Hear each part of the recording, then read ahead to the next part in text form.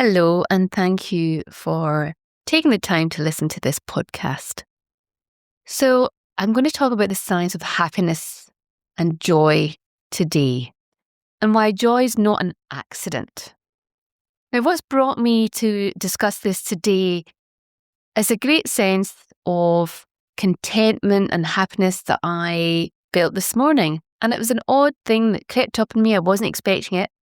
I'd had a really busy week. I'd been flying for work. I had been delivering quite a lot of quite stressful presentations. I had been teaching and I had really overstretched myself. And I'm someone who loves work. But I was really feeling under the pump this week. And as part of my work, I was away from home over the last sort of 3 days.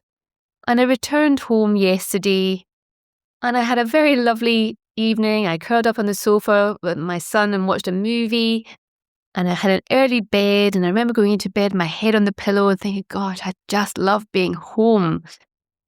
And then I woke this morning, the sun was shining. I went out and I bought some flowers for the house. And I came back and I had that great sense of joy. Nothing brilliant had happened to me, but I had this wonderful sense of joy. So I'm going to ask you to start, if it's safe to do so, to close your eyes and think of a recent happy moment in your life. Now, it might be a moment of connection, a rush of laughter, a big belly laugh, a feeling of being fully alive.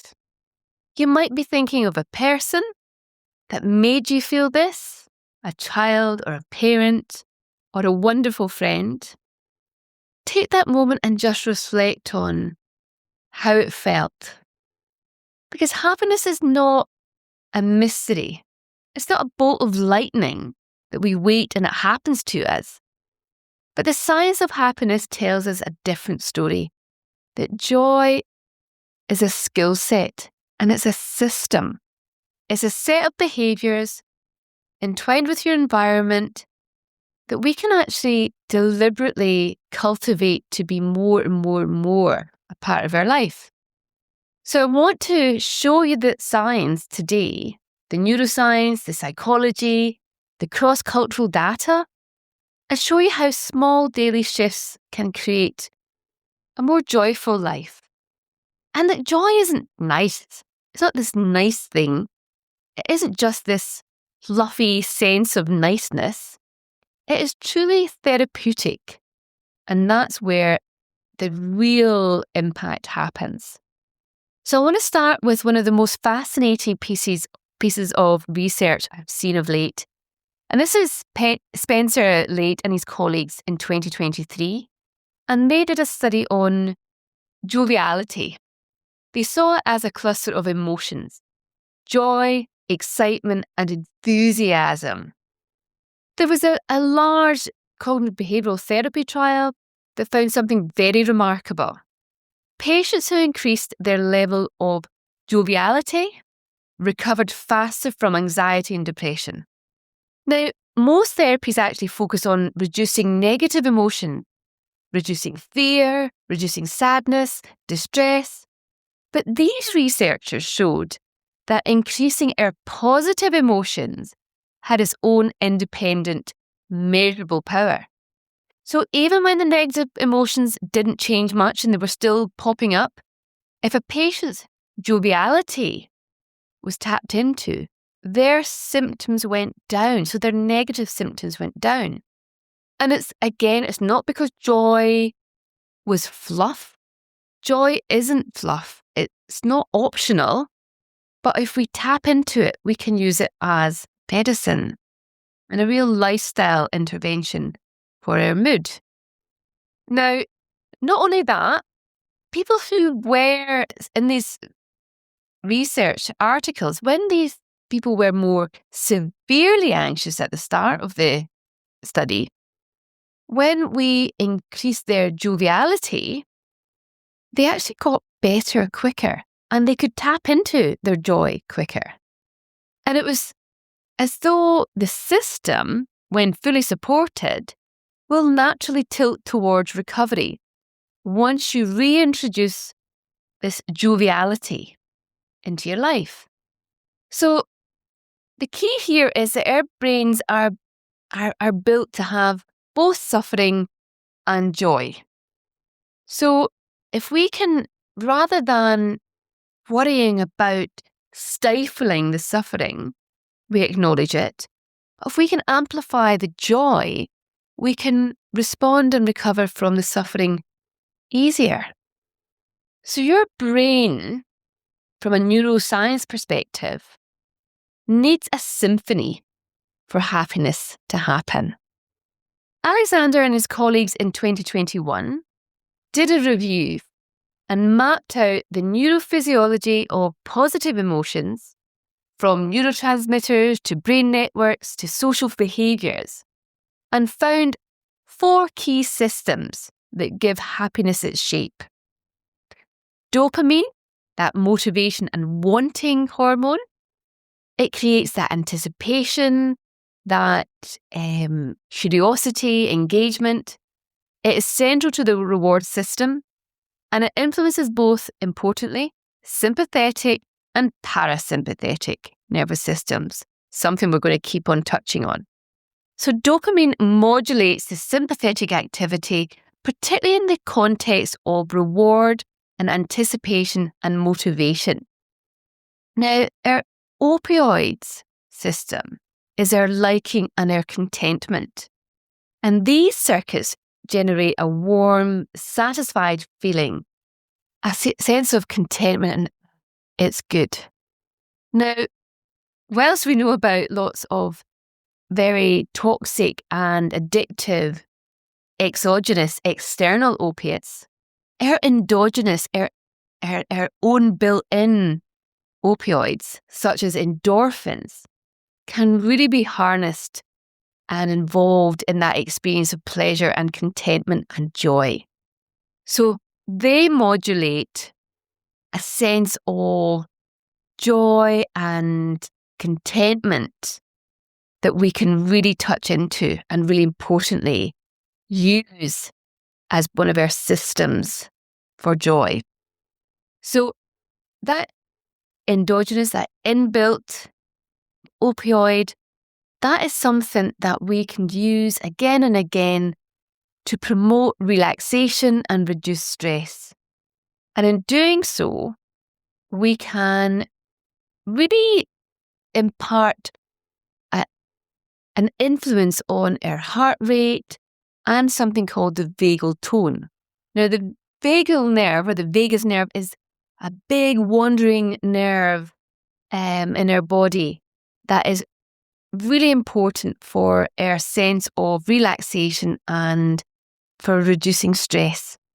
So opioids are really important, and if we can really touch into them and think about how we can access them, naturally we can really help our relaxation and our stress. And the most important of these is our endorphins, of course. Now, we know that if you go for a run, that sense of endorphins, that sense of wellness can sit with us all day. So when you next exercise and you get a really great start to your day as a result, I want you to reflect on that sense of contentment, that pleasure. That is your opioid circuits, and that is your natural endorphins working to increase your vagal tone, thereby reducing stress responses, and bringing down your heart rate. Now, thirdly, I want to touch on oxytocin. So this is our connection and trust hormone. It strengthens social bonds, is what we rely on as mothers of newborns to sort of make that connection with your baby. You get a big rush of this oxytocin, this love hormone, when you meet your baby. It reduces fear, and it literally makes other people seem more rewarding to us. It's a neuropeptide crucial for social bonding and love, and it promotes a sense of calm and engagement. So this is where our social connectedness can really be rewarding, and it's part of that system of happiness. Now, I do want to lean a little bit into serotonin. So serotonin plays a role in our mood regulation, hence why we use serotonin reuptake inhibitors for depression and anxiety. Now, serotonin can influence both the sympathetic and the parasympathetic systems. So, for instance, serotonin can lead to an increased vagal drive for the cardiac function, resulting in a lower blood pressure and heart rate. So, having higher levels of serotonin can help with that essence of stress, anxiety. But I do want to touch on the fact that our use of things like SSRIs, whilst they can be useful in very significant anxiety and depression, they actually in themselves can be quite blunting, giving us not just a regulation, but a constant flatness. So serotonin on its own, it's naturally occurring, really useful for mood regulation. When we try to harness it through pharmacology, again, can be really useful for serious mental health issues. But our reliance on SSRIs perhaps negates to acknowledge that we're also flattening our effect and flattening our ability to enjoy great joy and enthusiasm and heightened states of wellness. It's something that I'm getting increasingly passionate about in my own practice. I'm very careful about prescribing these medications. They have a place, but they're not the answer to everything. And again, having that natural serotonin is really useful. Always speak to your doctor if you're thinking about changing up medications like SSRIs, antidepressants. It's really important you do it with a doctor because abrupt withdrawal can be quite toxic and awful on your system. So all of these neurotransmitters, and not forgetting things like our norepinephrine, which works on our sympathetic nervous system for our fight and flight response, all of these neurotransmitters are part of the great tapestry that interacts with our autonomic nervous system to modulate that physiological state that corresponds to emotional and cognitive experiences. Now, the balance between the sympathetic and the parasympathetic activity is crucial for maintaining that homeostasis, that balance. So it's good that we have ups and downs, and that's what we need. And we need to balance them from both our external environmental stresses and stimuli and our internal stresses and stimuli. So I do just want to mention what's called the prefrontal networks, in particular the prefrontal cortex. This plays a critical role in execution of higher functions. So it's included in working memory, attention, processing, and emotional regulation. It's our higher functioning to help us interact with the neurotransmitters, dopamine, serotonin, norepinephrine, and to modulate these functions. So to think about how this higher functioning works, I'll take dopamine. So dopamine in the prefrontal cortex is essential for cognitive processes such as attention and working memory. So when you have optimal levels of dopamine, when they work, it helps to reduce the noise and enhance signaling and give you clarity, thereby improving your cognitive function. Serotonin influences mood and emotional regulations, as we've said. So serotonin in the prefrontal cortex is linked to our mood disorders such as depression and anxiety. So when we have dysregulation of serotonin, we have greater depression and anxiety. It acts on various serotonin receptors to modulate cognitive flexibility and emotional responses. Again, really ancient neuroendocrine circuits here.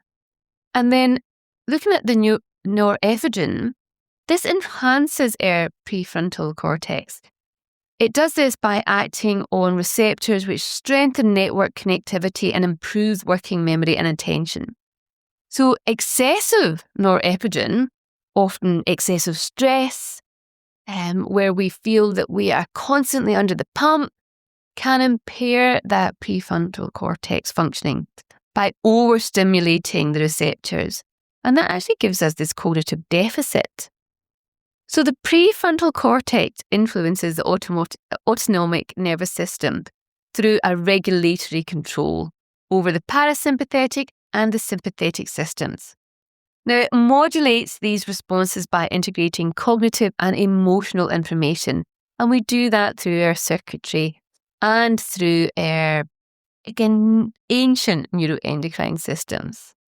So with the sympathetic nervous system, the prefrontal cortex can enhance that sympathetic activity during stress or arousal, giving us increased heart rate and blood pressure, which is brilliant for that fight or flight.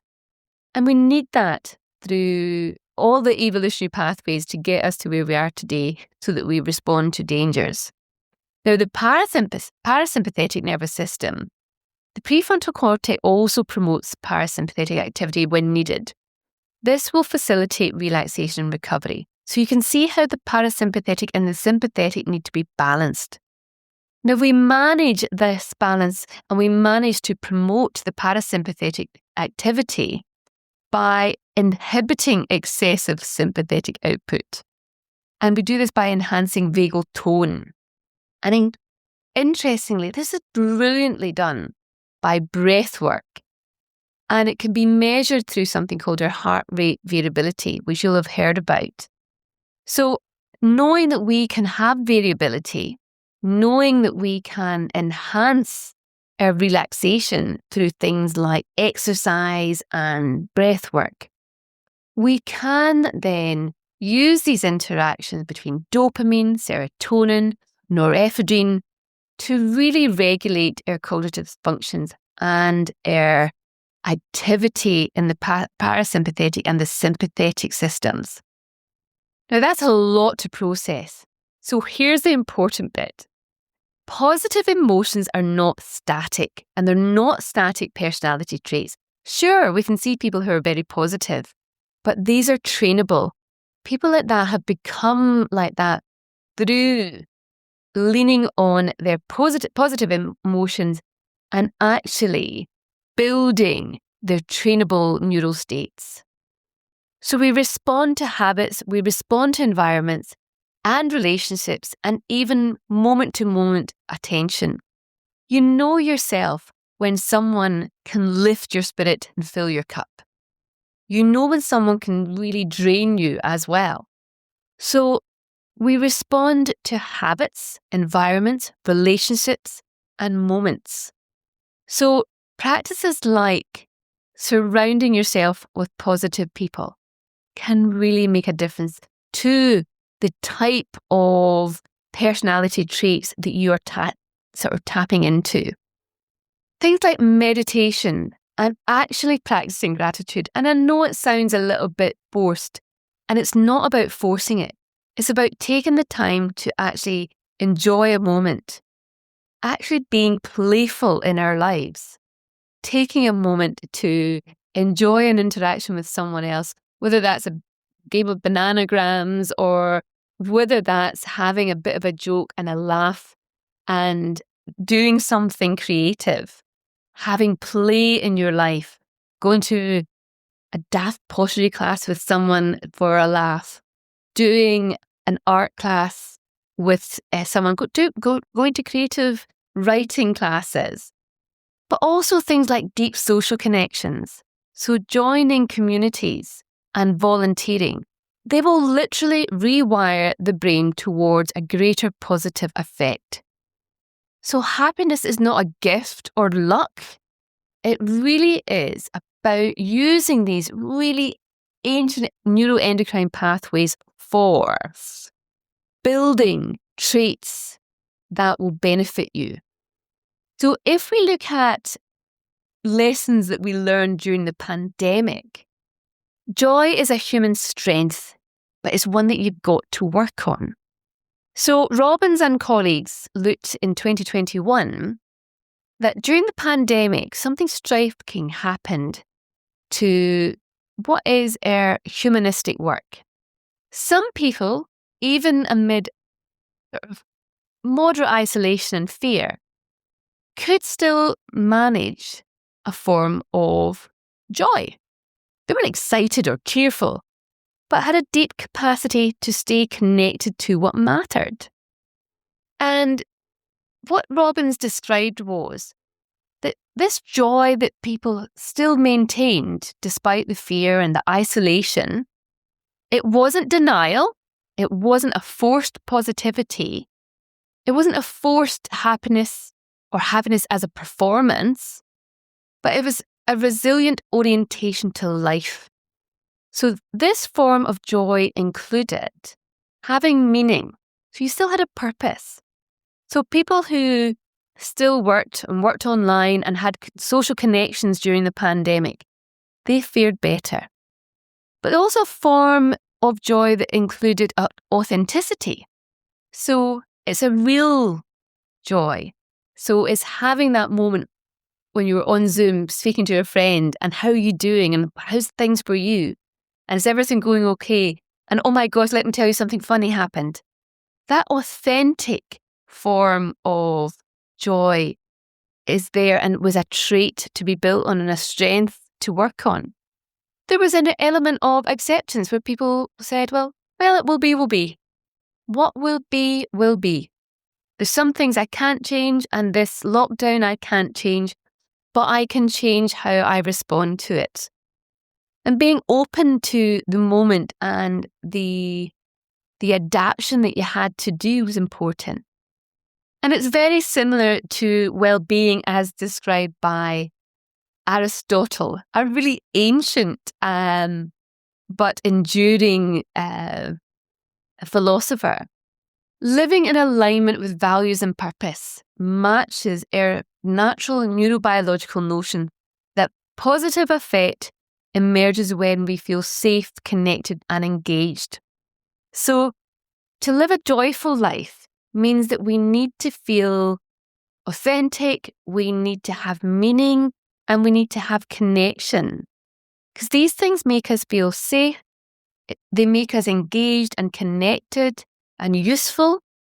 So the joyful life, as Robin calls it was this insightful aspect where joy is not the absence of suffering, but it is the continuation and presence of engagement.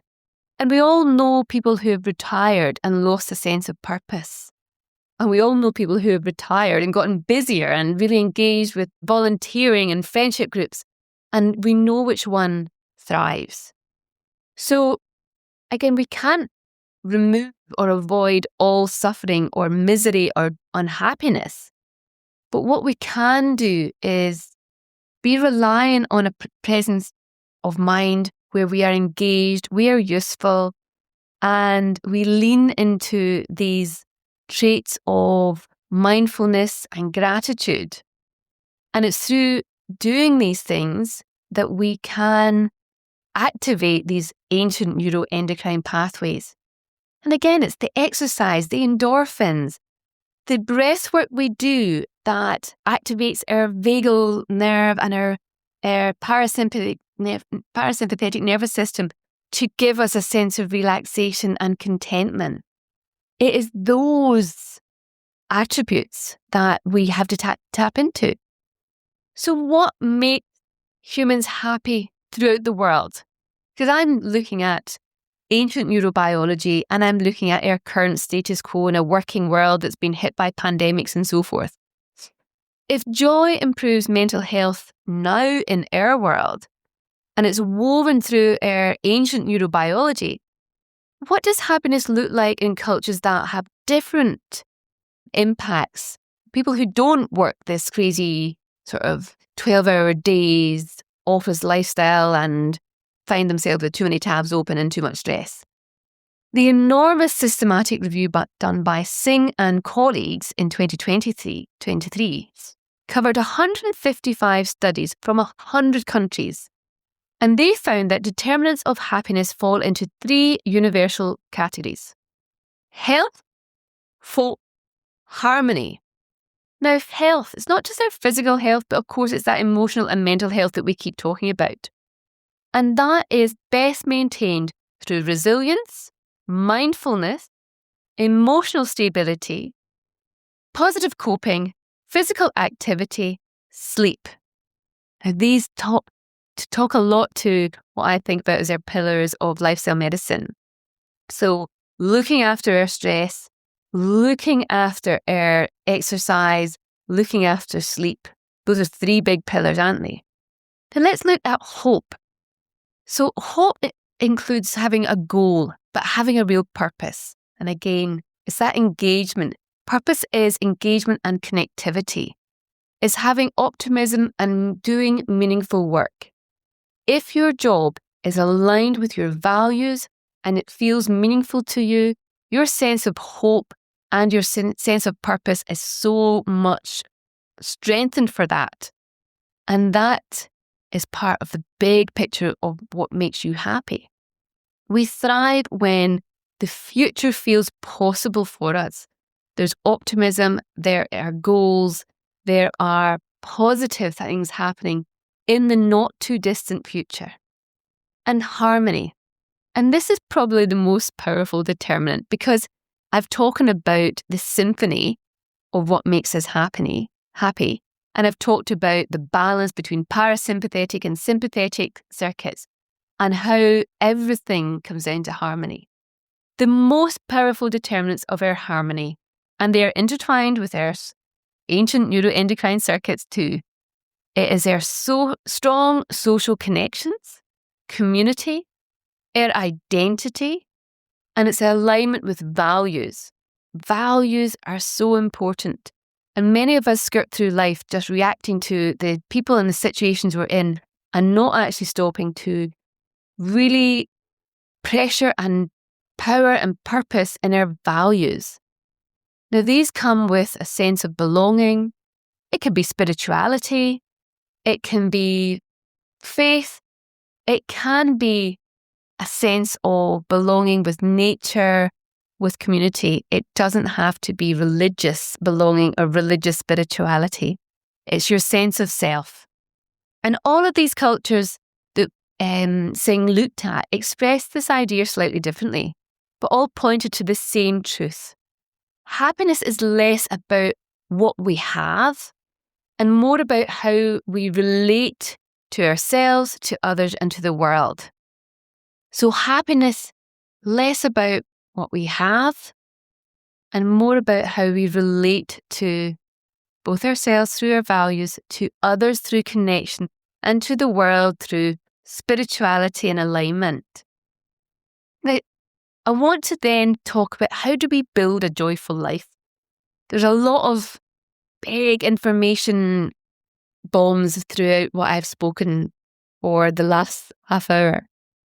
But to build a joyful life brings these bodies of research that we've mentioned towards a blueprint for living.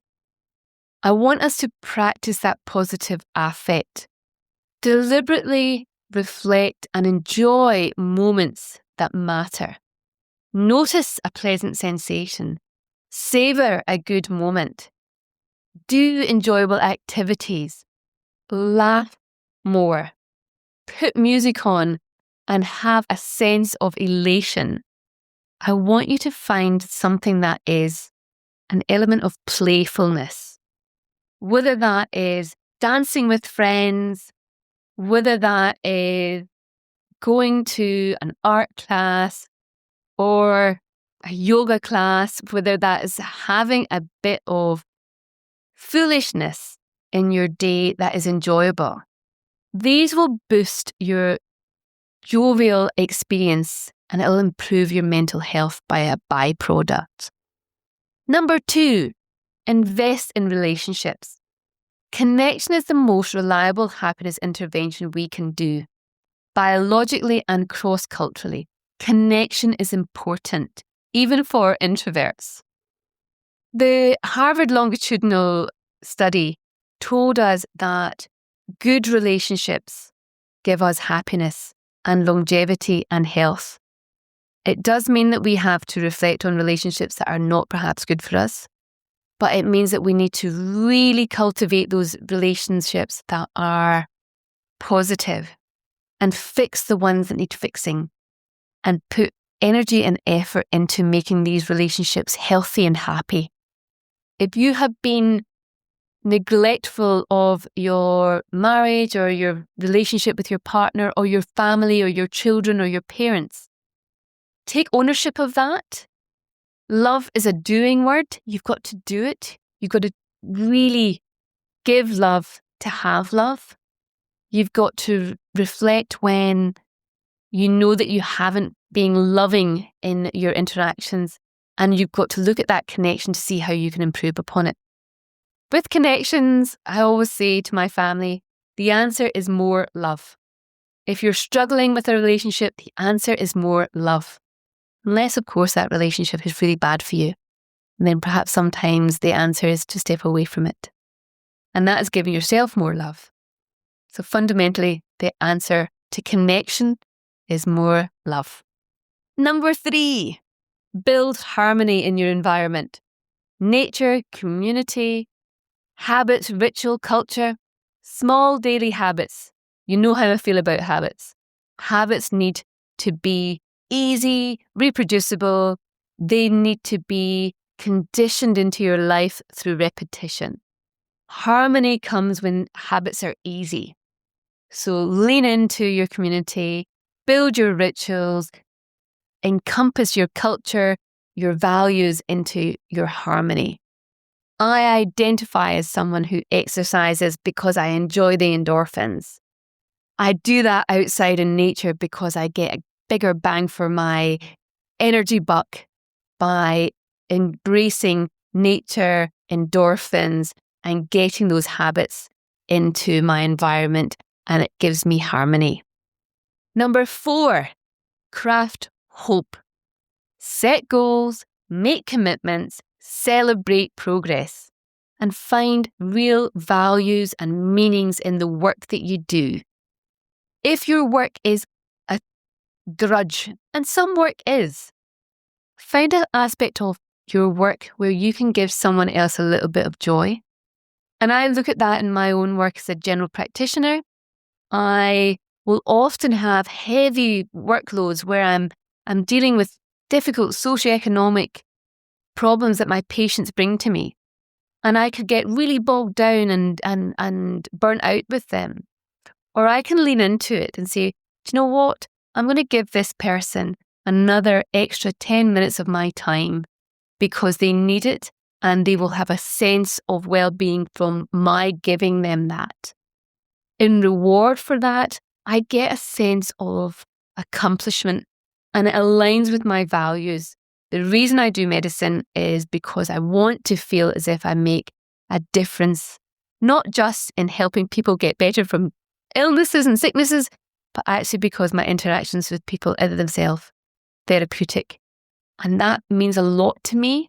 And that's where I craft hope through my work, where I do valued-driven work. Number 5, train your brain. Meditation, gratitude, reflection, being compassionate. These actions reshape our neural networks that support positivity. This is the science. It's not fluffy and woolly to meditate, to exercise gratitude, or to reflect and to live compassionately. It is actually scientifically proven now to support these massively ancient neuroendocrine networks and support positivity. Train your brain. Meditate, exercise gratitude, reflect on good experiences, and show yourself and others great compassion and reshape your neural networks. Number 6, really allow joy to coexist with difficulty. I kid you not. Joy is only really something that we can enjoy and experience if we have ups and downs, if we have difficulty, if we can really sense when things are hard, we will really sense when things are joyous. Joy and happiness is not a shield from suffering. It's a companion, and it gives us resilience to put up with hard times. So if you can laugh in a difficult situation, you are treating yourself. You are using joy as medicine. If you can be resilient in times of hardship, if you can really enjoy a friendship, if you can get comfort from another human being during a time of difficulty, it is because you are letting joy coexist with difficulty. Look, the science is really clear. Happiness is not a luxury that is afforded to a few. It is not in itself a personality trait. It is, however, a biological capacity, a psychological skill, and a cultural practice.